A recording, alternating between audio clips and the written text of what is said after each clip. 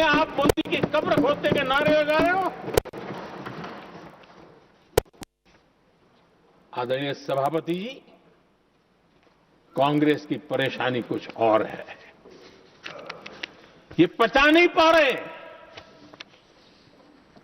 कि मोदी यहां तक पहुंचा कैसे, और उनकी परेशानी बढ़ती जा रही है कि भाई पहुंचा तो पहुंचा, लेकिन अब तक टिका क्यों है।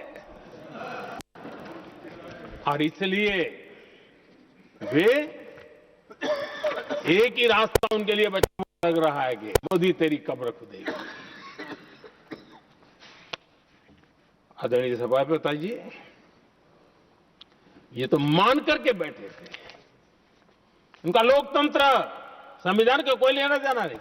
उनको तो लगता है कि प्रधानमंत्री पद उनके परिवार की जागीर है, उस पर कोई और बैठ नहीं सकता।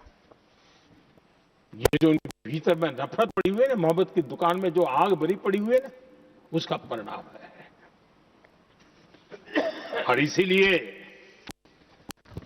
कोई क्यों बैठा, हमारा पैतृक अधिकार था, इसलिए मोदी की कब्र खोदने का नारा लेकर के वो चल रहे हैं।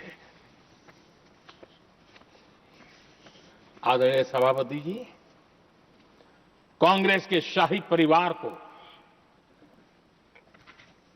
देश ने दशकों तक अवसर दिया है। ऐसा नहीं है, देश ने आपके लिए भी अपना भविष्य दांव पे लगाया था, लेकिन आपने गरीबी हटाओ नारे लगाए, गुमराह किया। लाल किले से कांग्रेस के एक भी प्रधानमंत्री के भाषण में गरीबी हटाने की बात ना आई हो, ऐसा नहीं हुआ है। लेकिन किसी भी प्रधानमंत्री ने गरीबी हटाने का क्या किया, वो एक बार भी नहीं आया। वो नारे से अधिक कुछ नहीं था उनका। और मोदी ने रास्ता अपनाया गरीब को एम्पावर करने का, गरीब को सशक्त करने का। और मेरे देश के गरीबों को मैं सलाम करता हूं, उन्होंने देश की योजनाओं को समझा, स्वीकारा और अपने सामर्थ्य को बढ़ाने के लिए प्रयास किया। मैं देश के गरीबों का गौरवगान करता हूं कि हमारी नीतियों पर भरोसा करके, हमारी नीयत पर भरोसा करके उन्होंने भी अपने आप को खपाने के लिए कोई कमी नहीं रखी। और 25 करोड़ मेरे गरीब परिवार के भाइयों ने गरीबी को परास्त किया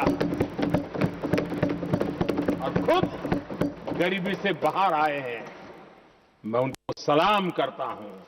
मेरे 25 करोड़ देशवासी जो निराश में पड़े हुए थे, दूर एक आशा की किरण दिखाई दी, उठ खड़े हुए और आज हमारे साथ चल पड़े। आदरणीय सभापति जी, 2014 के पहले ये इम्प्लीमेंटेशन की बातें करते थे। हमारे यहां सैकड़ों लोग रेलवे क्रॉसिंग पर मरते थे। स्कूल की बस रेलवे क्रॉसिंग से जा रही है, 20-20, 25-25 स्कूल के बच्चे मरने की खबरें आती हैं।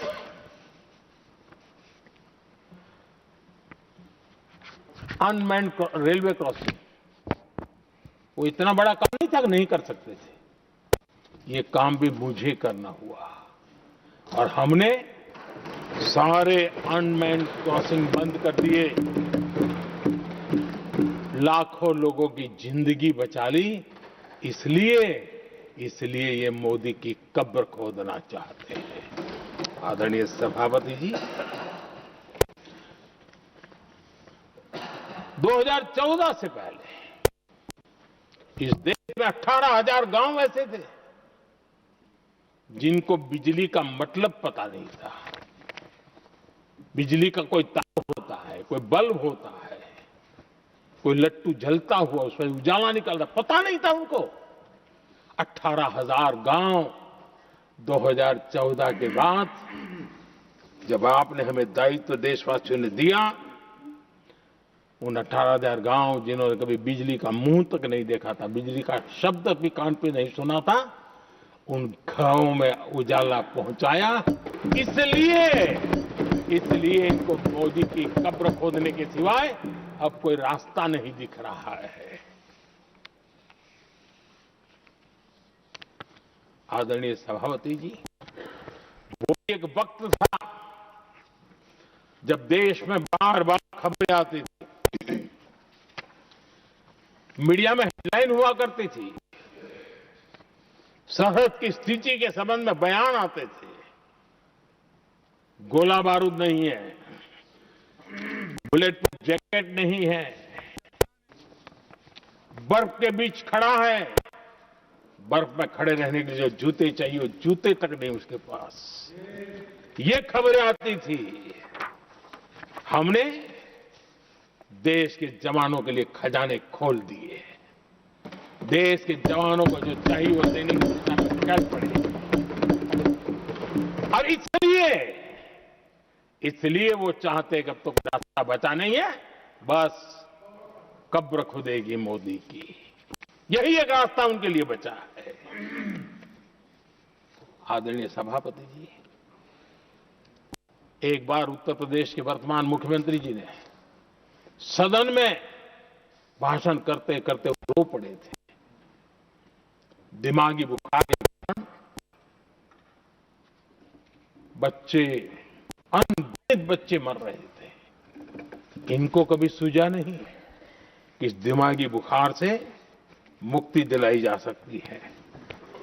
आदरणीय सभापति जी, आंख की बीमारी ट्रकोमा, लोग परेशान होते थे, आंखें चली जाती थी और विज्ञान प्रगति कर चुका था, हो सकता था, नहीं कर सकते थे। हमने दिमागी बुखार से भी मुक्ति दिलाई और हमने ट्रकोमा से भी देश के लोगों की आंखें बचाई। यही सफलताएं हैं, यही संवेदनशीलता है, समाज के लिए जीने मरने का यही संकल्प है। पल पल, तिल तिल समाज के लिए बिताना, घिसना, झलना, वो उनको परेशान कर रहा है। तब जाकर मोदी तेरी कब्र खुदेगी, ये मंत्र लेकर के चल रहे हैं, ये सपने देख करके चल रहे हैं और बातें लोकतंत्र की करते हैं। मोहब्बत की दुकान के साइन बोर्ड लगाते हैं। क्या सार्वजनिक जीवन में ऐसी नफरत होती है? आदरणीय सभापति जी, इनकी सरकार रिमोट से चलती थी, मेरी सरकार भी रिमोट से चलती है। 140 करोड़ देशवासी मेरा रिमोट है।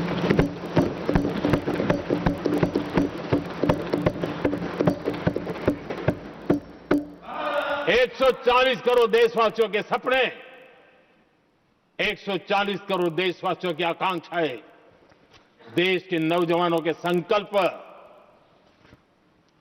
इनके लिए हम जीते हैं, इनके लिए सरकार चलाते हैं। नहीं है, सत्ता हमारी सेवा का माध्यम है।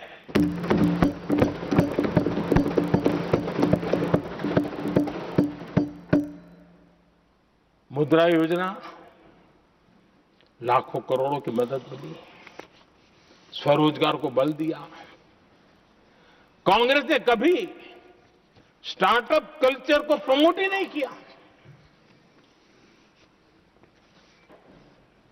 कुछ सैकड़ों में स्टार्टअप बेचारे अपने, उनको पता भी नहीं था। और इनका तो हाल ये है आदरणीय सभापति जी, अपने घर के स्टार्टअप को भी वो लिफ्ट नहीं कर पा रहे।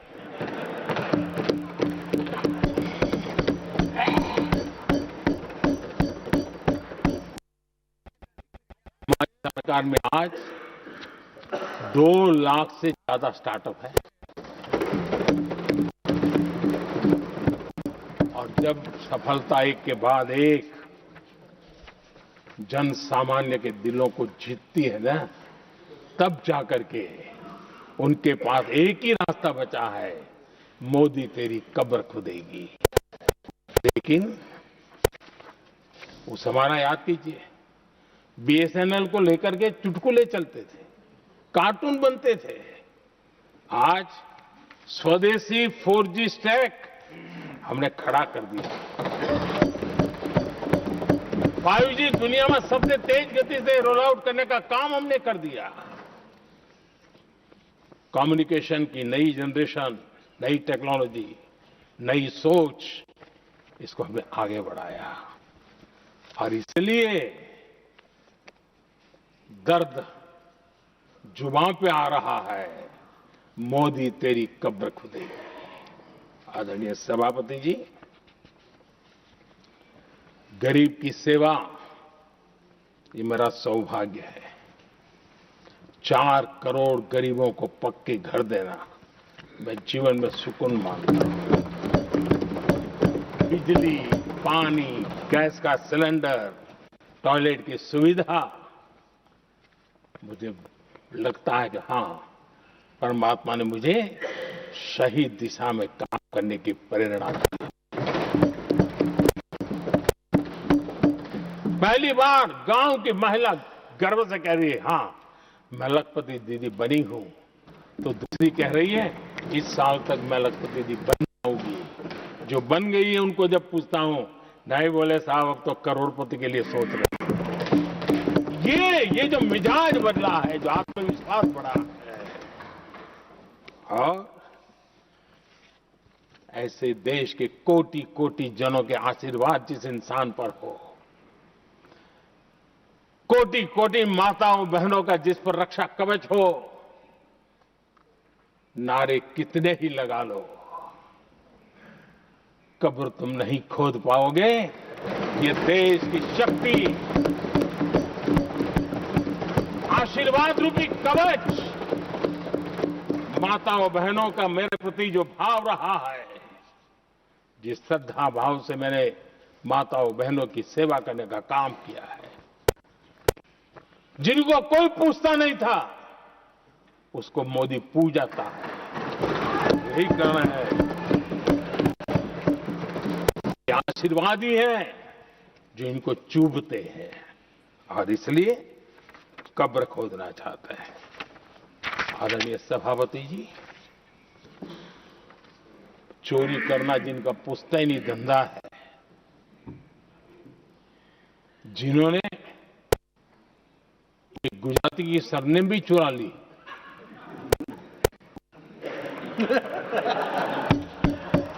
महात्मा गांधी की सरनेम चुरा ली, ये लोग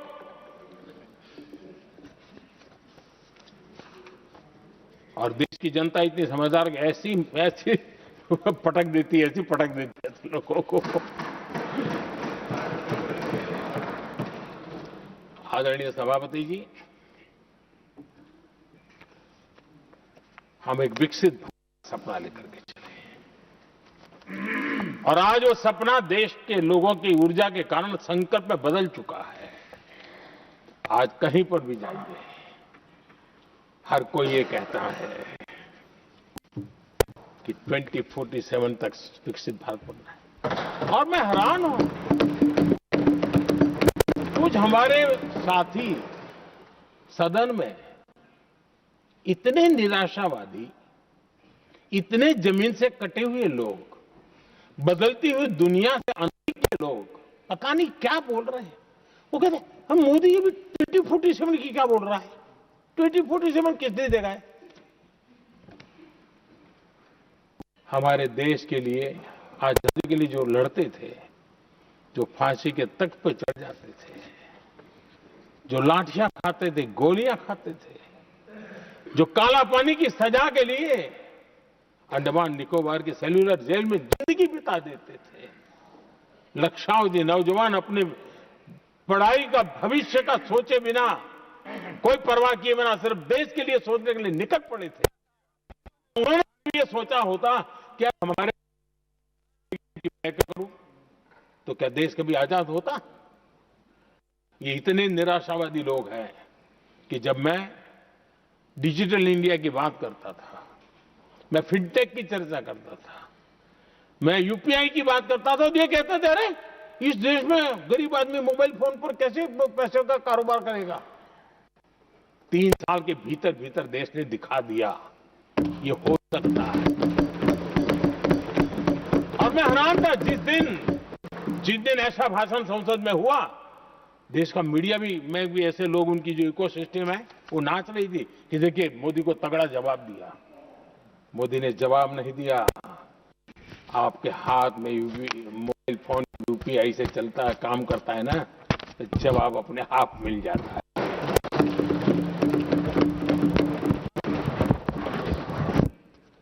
आदरणीय सभापति जी, कांग्रेस के समय एक जंग चला करता था और आमतौर पर कई बार और सीरियस नेचर की चर्चा में भी आता था, हंसी मजाक में भी आता था। इंडिया मिस द बस, ये कॉमन वर्ड हो चुका भाई, मौका गंवा दिया, बाजी हाथ से चली गई, इंडिया मिस द बस, ये हमेशा होता था। आदरणीय सभापति जी, आज भारत कोई बस मिस नहीं कर रहा है, आज भारत काफिले का नेतृत्व कर रहा है।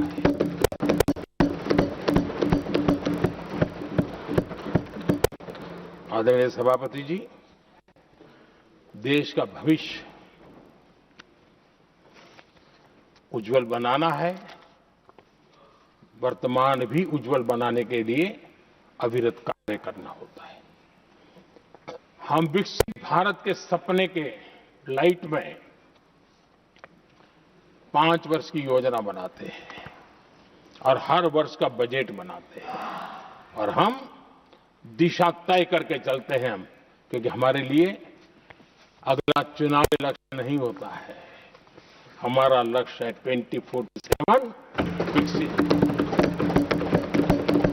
अरे चुनाव तो आएंगे जाएंगे, मेरा देश अजरा अमर रहने वाला है और हम देश की युवा पीढ़ी के हाथ में समृद्ध हिंदुस्तान देने का सपना लेकर के चलेंगे। जिन बच्चे जो आज घर में बालक है ना, उनको भी मैं देख करके सोचता हूं कि मैं इसके हाथ में ऐसा हिंदुस्तान दे करके जाऊं ताकि हमें अपने काम का संतोष हो। 2047 क्यों, 2047 क्यों, ये बातें करते हैं। आदरणीय सभापति जी, आज जिस प्रकार से हम इनिशिएटिव लिए, चाहे स्पेस हो, साइंस हो, टेक्नोलॉजी हो, समंदर की गहराई हो, जल, थल, नभ, अंतरिक्ष, हर क्षेत्र में नए संकल्प, नई ऊर्जा, नए कदम और नई सिद्धियों को लेकर के देश आगे बढ़ रहा है। हम ग्रीन हाइड्रोजन पर काम कर रहे हैं, हम आने वाले युग को समझ पा रहे हैं। हम क्वांटम कंप्यूटिंग की बात कर रहे हैं, हम एआई मिशन को लेकर के चल रहे हैं और आज दुनिया मानने लगी है कि एआई मिशन भारत बहुत कुछ दुनिया को दे सकता है। ये विश्वास आज दुनिया में बना है। आज दुनिया में क्रिटिकल मिनरल, रेयर अर्थ राजनीतिक हथियार बन गया है। हम उस पर फोकस कर रहे हैं ताकि कभी भारत को किसी के पास हाथ फैलाने की नौबत ना आ जाए। आदरणीय सभापति जी, ऐसे तो अनगिनत प्रोजेक्ट हैं जिसमें विदेश का इन्वेस्टमेंट आना ही आना है, क्योंकि अब हर किसी को अपना भविष्य भारत की भूमि में नजर आ रहा है। हर किसी को अपना भविष्य भारत की टैलेंट के भरोसे नजर आ रहा है। हर किसी को भविष्य भारत के उज्जवल भविष्य के साथ खुद के उज्जवल भविष्य को जोड़ करके दिखता है। और इसलिए दुनिया आज विकसित भारत की बात हम क्यों कर रहे हैं, जिनके दिमाग में नहीं पड़ता है, दुनिया को समझ आ रहा है कि भारत ने सही दिशा पकड़ी है। चलो अब चर्चा वहां चल रही है कहीं हम बस न चुक जाए। कल तक चर्चा चलती थी इंडिया बस मिस करता है, अब दुनिया को लगता है अब हम लेट न हो जाए, वहां आने की स्पर्धा चल रही है। आदरणीय सभापति जी, आने वाला समय भारत के लिए अवसरों से भरा हुआ है, भारत के नौजवानों के लिए अवसरों से भरा हुआ है। भारत के उज्जवल भविष्य के लिए मैं पूरी संभावनाएं रेखांकित कर सकता हूं, मैं देख सकता हूं, और उसके दिशा में नीतियां बनाकर हम आगे चल रहे हैं। हम इसको और मैं चाहता हूं, मेरे देशवासियों को निमंत्रण देता हूं, और मैं देशवासियों को आज सदन से भी कहना चाहूंगा, मैंने मन की बात में भी इसका उल्लेख किया था, मैं यहां पर सभी माननीय सांसदों से भी कहूंगा कि आप भी अपने अपने क्षेत्र में से लोगों को बताइए, जब दुनिया भर में इतने अवसर पैदा हुए हैं, उसको स्थायित्व तब मिलता है जब हम उत्तम प्रकार की चीजों को लेकर के जाए, हम क्वालिटी को कॉम्प्रोमाइज न करें।